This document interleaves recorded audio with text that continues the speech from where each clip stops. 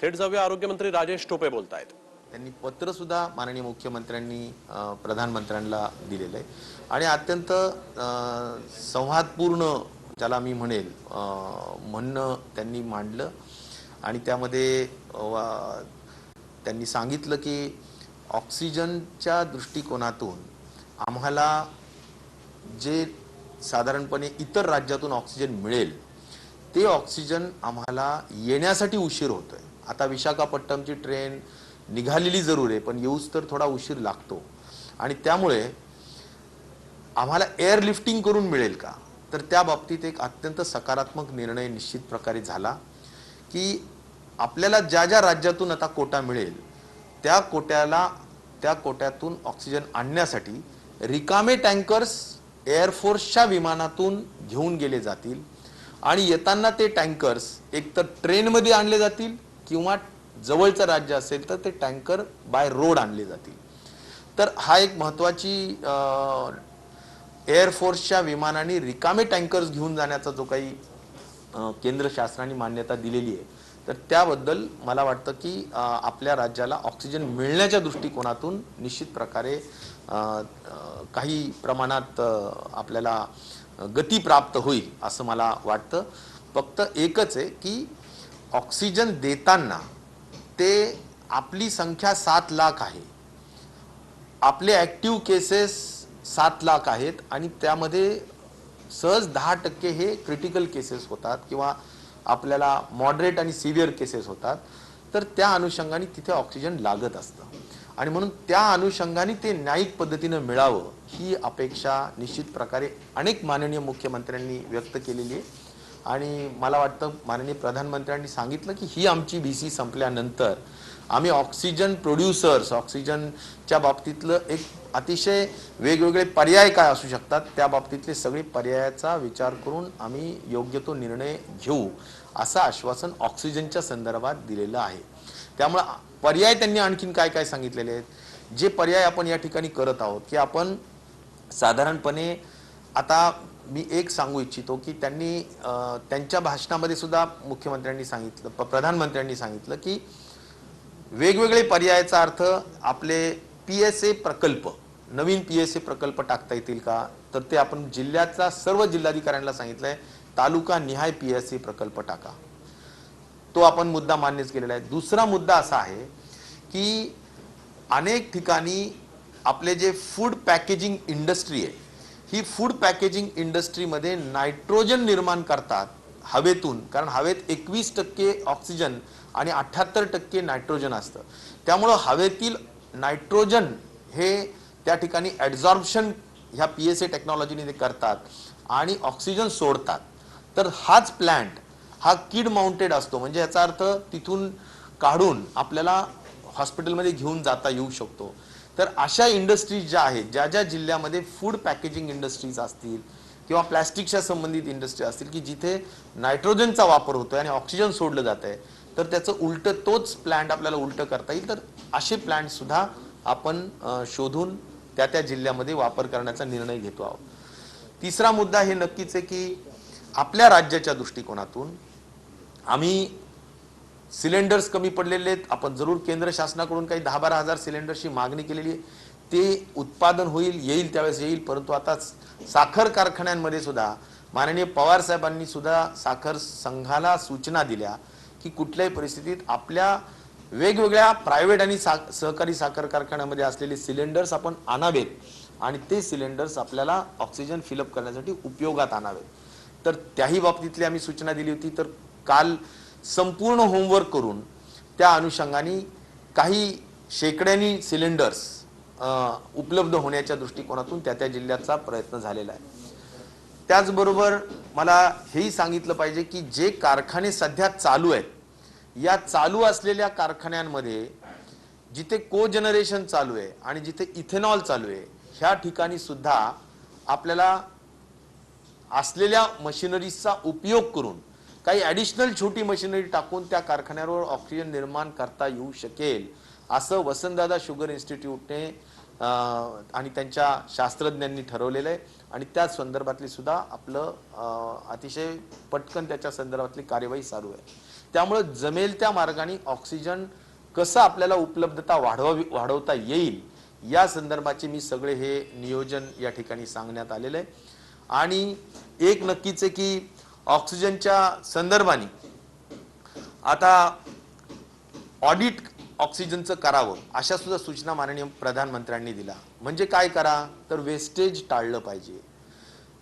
हे वेस्टेज हाय flow nasal कॅन्युलाच्या ऐवजी जर आपल्याला नॉन इन्व्हेसिव्ह व्हेंटिलेटर्स वापरून जर केलं तर कमी ऑक्सिजन पर मिनिट लागतं, त्याचा वापर करण्याच्या सूचना त्यांनी दिलेल्या आहेत। आणि त्यामुळं इन जनरल ह्या सगळ्या दृष्टिकोनातून एका राज्यातून दुसऱ्या राज्यात ऑक्सिजन जात असताना कोणीही अडवणूक करू नये हे सुद्धा त्या ठिकाणी माननीय मुख्यमंत्र्यांनी सगळ्या सांगितलं असल्यामुळे त्याही बाबतीत फार स्पष्टीकरण करण्यात आलं की सगळ्यांना पूर्ण सुरक्षा देऊन त्या त्या राज्याचा कोटा त्या त्या राज्यापर्यंत पाठवण्याची व्यवस्था आपण करूया।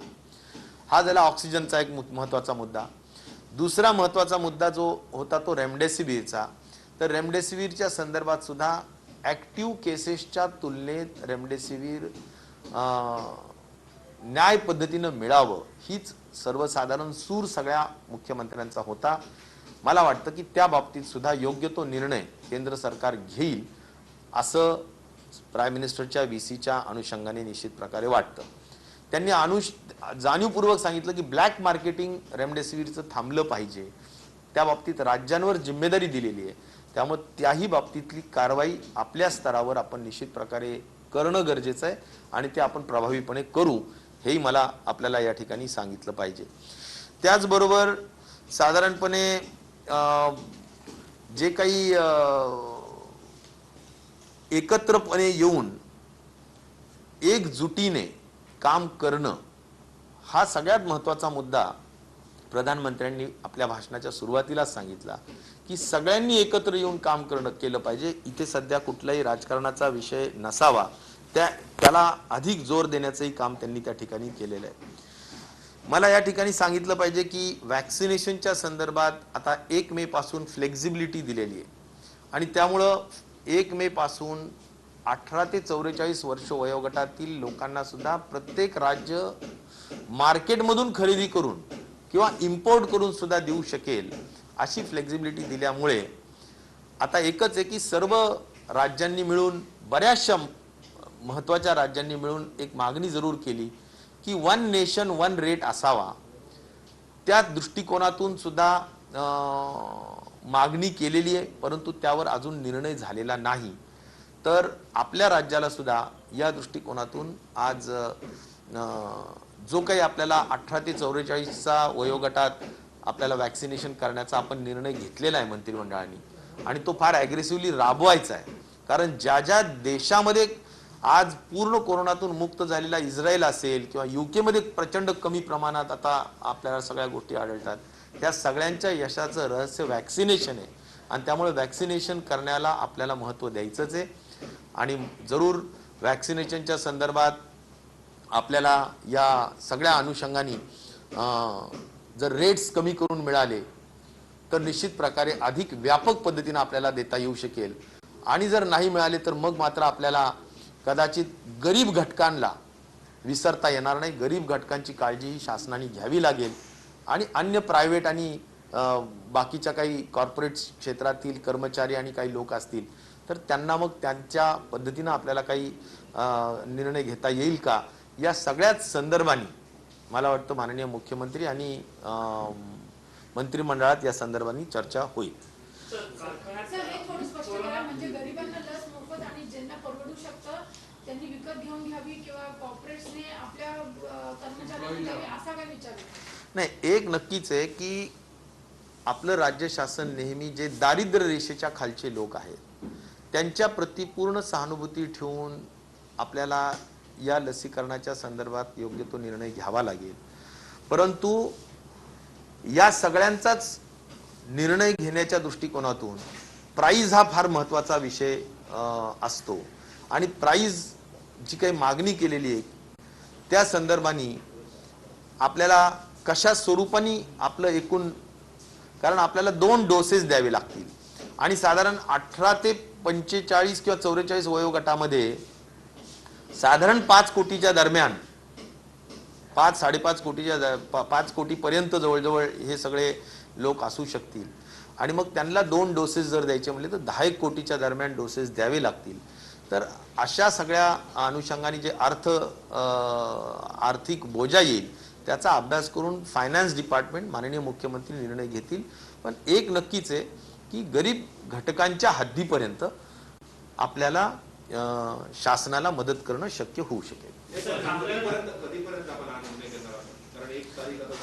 आता शेवटी एकच आहे की आपल्याला या सगळ्या संदर्भाने जर बघितलं तर कोविशिल्ड किती उपलब्ध होतं आणि केव्हा उपलब्ध होईल, किती प्रमाणात उपलब्ध होईल, या सगळ्याच गोष्टी आणखीन यासाठी, कारण आदर पुनावालांशी माननीय मुख्यमंत्री बोललेत. त्यांनी असं सांगितलं की 24 मे पर्यंत मी सेंट्रल गव्हर्नमेंटचा जो काही प्रोडक्शन, मी जेवढं काही उत्पादन करेल तेवढं माझं बुकिंग सेंट्रल गव्हर्नमेंटच्या 45च्या पुढच्या वॅक्सिनसाठी झालेलं आहे आणि त्यामुळे त्याच्या पुढे मला देता येऊ शकेल असं त्यांनी सांगितलंय. त्यामुळे मग काही वेळेस आपल्याला इच्छा असताना सुद्धा थोडी वाट बघावी लागेल असंही परिस्थिती दिसते. तर मला असं वाटतं की माननीय मुख्यमंत्री महोदय यांच्याशी पण बोलणार होते आपल्या भारत बायोटेकशी. तर भारत बायोटेकशी बोलल्यानंतर त्याच्या प्राइजेस काय राहतील, त्याची उपलब्धता किती होईल, या सगळ्याच अनुषंगाने निर्णय घेतला जाईल.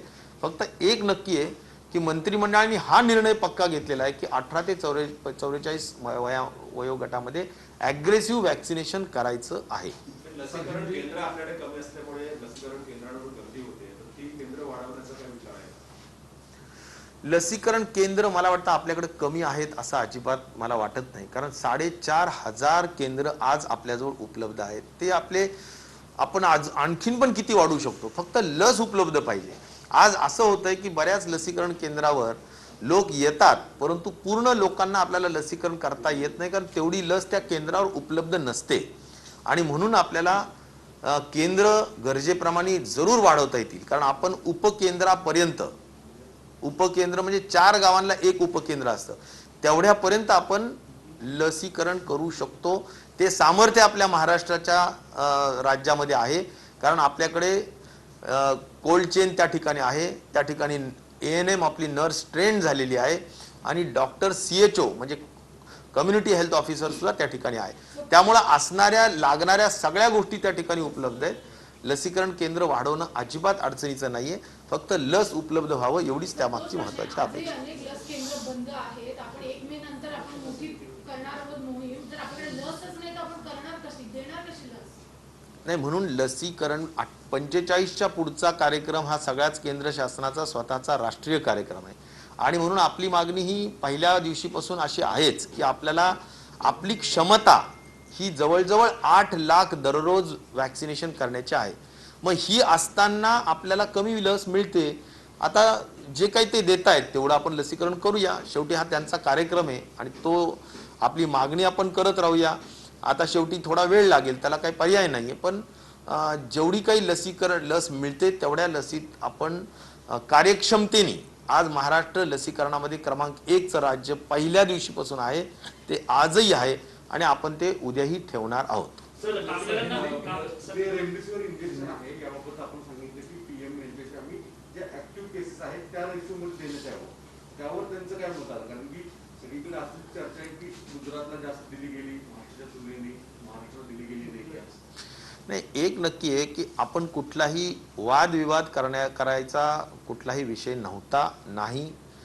आम्ही एवढंच म्हटलेलो आहे, माननीय मुख्यमंत्र्यांनी सुद्धा प्रधानमंत्र्यांना पत्र लिहिले, रेमडेसिवीर या विषयावर पत्र लिहिले आणि त्या पत्रामध्ये कदाचित ह्या गोष्टींचा उल्लेख असावा, परंतु VC मध्ये स्पष्टपणे एवढंच सांगितलंय की आम्हाला आमच्या संख्येप्रमाणे, आमच्या न्याय हक्काप्रमाणे आम्हाला मिळावं, तेवढी मागणी जरूर केलेली आहे.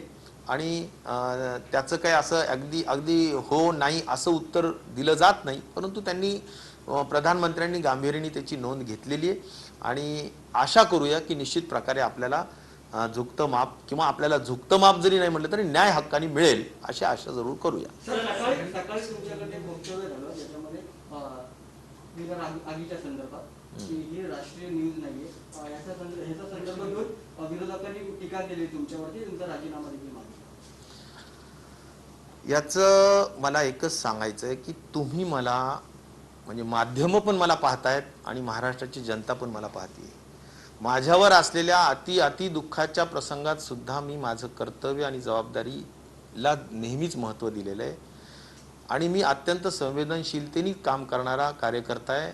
मला माझ्या मनामध्ये माझे जे काही विचार असतात ते नेहमी सामान्य माणसाला त्रास होऊ नये त्याच्याप्रती पूर्ण संवेदनशीलतेने मी काम करत आलेलो आहे आणि मला वाटतं माध्यमांना सुद्धा ह्या सगळ्या गोष्टींची माहिती आहे. काही माध्यम मला आज पाहतंय अशाच प्रकारे वर्षभर कोविडमध्ये सुद्धा पाहतंय आणि त्यामुळं या बाबतीत सकाळी घडल्यानंतर पहिली प्रतिक्रिया या घटनेच्या बाबतीत देणारा मंत्री मीच होतो आणि त्यामुळे सगळ्या इलेक्ट्रॉनिक मीडियाला मी पूर्ण प्रतिक्रिया दिली, ज्याच्यात मी फार स्पष्ट सांगितलं की ही अत्यंत दुर्दैवी दुःखद घटना आहे, अतिशय मनाला आणि हृदयाला पिळवटून टाकणारी घटना आहे.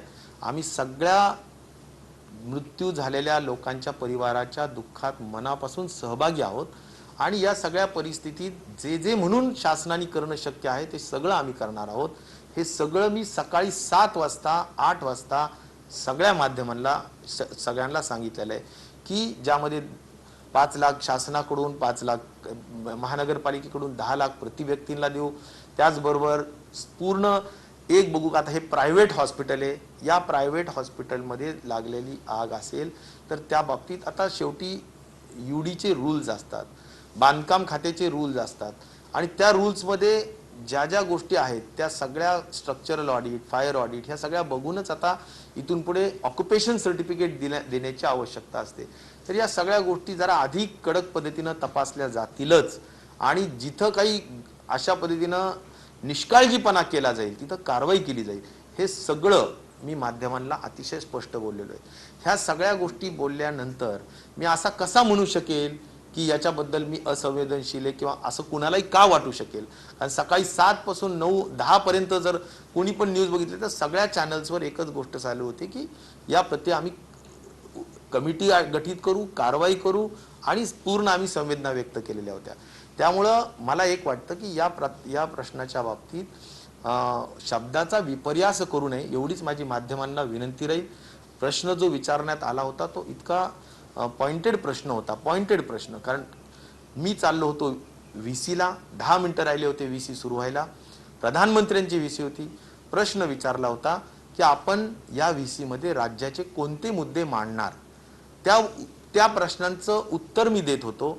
मी म्हणालो मी रेमडेसिवीर, ऑक्सिजन आणि वॅक्सिन ह्या 3 मुद्द्यांवरच माननीय मुख्यमंत्री याबाबत बोलतील किंवा राज्याच्या वतीनं बोललं जाईल.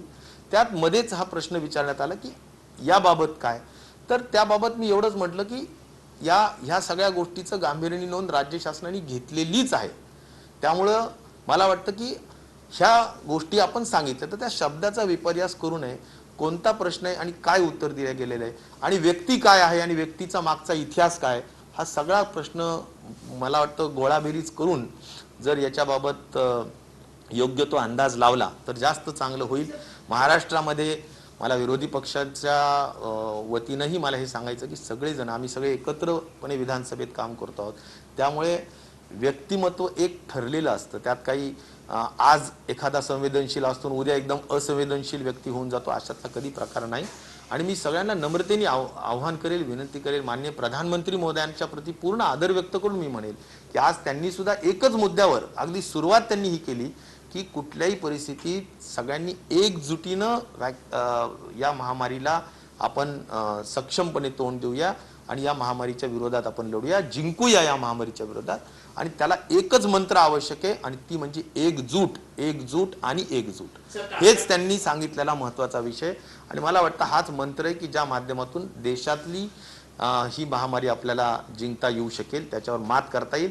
कारण जे चित्र दाखवण्यात आलं ते मी मुद्दाम माध्यमांच्या कडून तिकडे देऊ इच्छित नाही, परंतु जे आम्हाला प्रेझेंटेशन करण्यात आलं त्याच्यामध्ये संख्येत देशामध्ये सुद्धा आता अनेक राज्यांमध्ये तुम्हाला मी मुद्दाम सांगेल की महाराष्ट्रामध्ये जर आपण बघितलं तर किती टक्के वाढ झाली ह्या 1 एप्रिल पासून याच्यात तर साधारणपणे 1.8 टाइम्स म्हणजे साधारण आपण म्हणू दुप्पट वाढली. परंतु उत्तर प्रदेशमध्ये 24 पटीनं वाढ झालेली आहे, दिल्लीमध्ये 14 पटीनं वाढ झालेली आहे, केरळामध्ये 7 पटीनं वाढ झालेली आहे, मध्य प्रदेशमध्ये 6 पटीनं वाढ झालेली आहे आणि देशामध्ये सुद्धा 4.5 पटीनं वाढ झालेली आहे. पण महाराष्ट्रामध्ये हा 1.25 पटीनं वाढ झालेली आहे. त्यामुळं जी काही ग्रोथ रेट आहे तो सगळ्या देशामध्येच खूप भयावह आहे आणि ते चित्र सुद्धा प्रेझेंटेशनमध्ये दाखवलं आहे. आणि हे सांगण्याचा हेतू एवढाच आहे की आपल्याला सगळ्यांना एकत्र राहून चांगल्या पद्धतीनं काम करणं गरजेचं आहे. कारखान्यामध्ये अतिदक्षता समिती तयार केली जाणार आहे कामगारांच्यासाठी, कोविड दक्षता समिती, काय नेमके याचं नियोजन असणार? कारखान्यामध्ये माननीय शरद पवार साहेबांनी वसंतदादा शुगर इन्स्टिट्यूटचे अध्यक्ष असल्या कारणाने त्यांनी डायरेक्टर जनरल श्री शिवाजीराव देशमुखांना काही सूचना केल्या आणि त्यांची पत्र सगळ्या कारखान्यांच्या चेअरमन्सला गेलेले आहेत की आपण तिथे कोविड हॉस्पिटल्स पण करावे, आपण ऑक्सिजन प्लांट पण सुरू करावा, आपल्या आपल्या जिथे जिथे को जनरेशन असेल, जिथे इथेनॉल असेल आणि आपण पूर्णपणे या कोविडच्या महामारीमध्ये सहकारी कारखानदारीने मदत करावी आणि त्याच्याच अनुषंगाने मग आम्ही सिलेंडर असो, ऑक्सिजन प्लांटच्या संदर्भाने कारवाई असो, ही लगेच तत्परतेने सुरू केलेली आहे. आणि तुम्हाला रिझल्ट दिसेल की जिथे जिथे आता कारखाने चालू आहेत त्या ठिकाणी सुद्धा आपल्याला काही अशा ऑक्सिजन प्लांट सुरू करून काही मदत त्या त्या जिल्ह्याला करता येईल का या